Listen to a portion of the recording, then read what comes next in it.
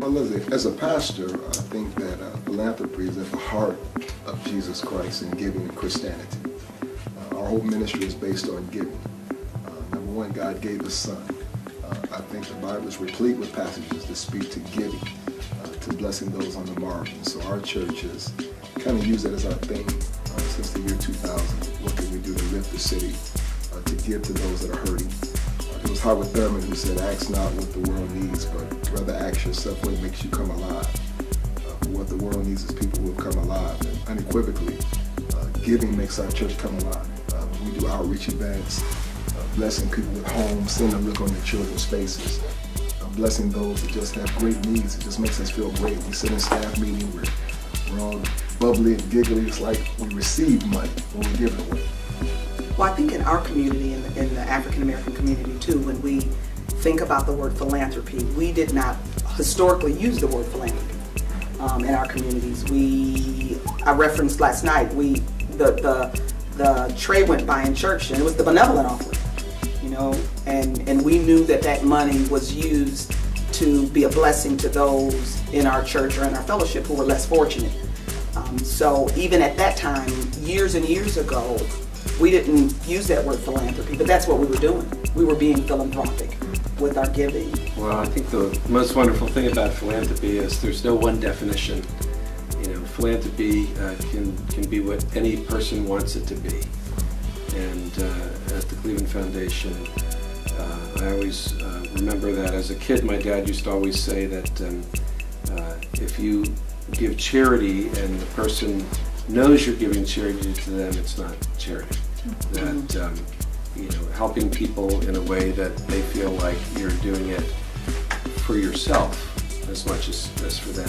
That it's giving you a gift to help somebody is the spirit that you should have. I mean, we grew up in an area where we didn't call it philanthropy. We didn't have a fancy word for it, but Mrs. Bessie needed her snow plow or her walk shovel, or someone needed someone to come and watch over the children while they had to go to work.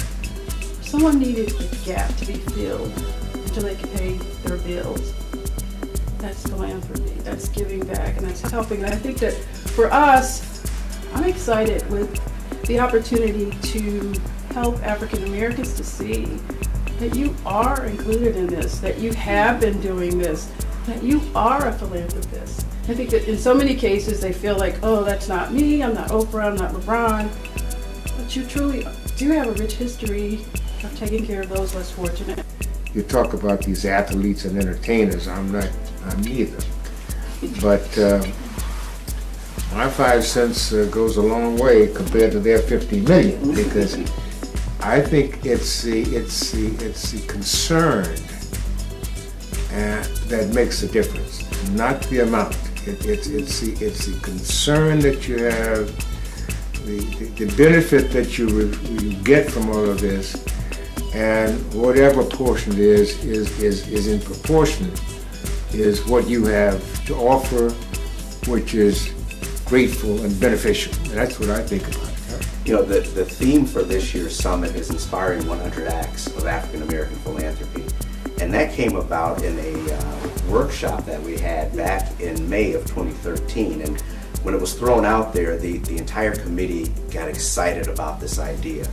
One of the things that we've recognized for some time now is that we have a number of funds here at the Cleveland Foundation that have been established by African Americans for various causes, not just African American causes.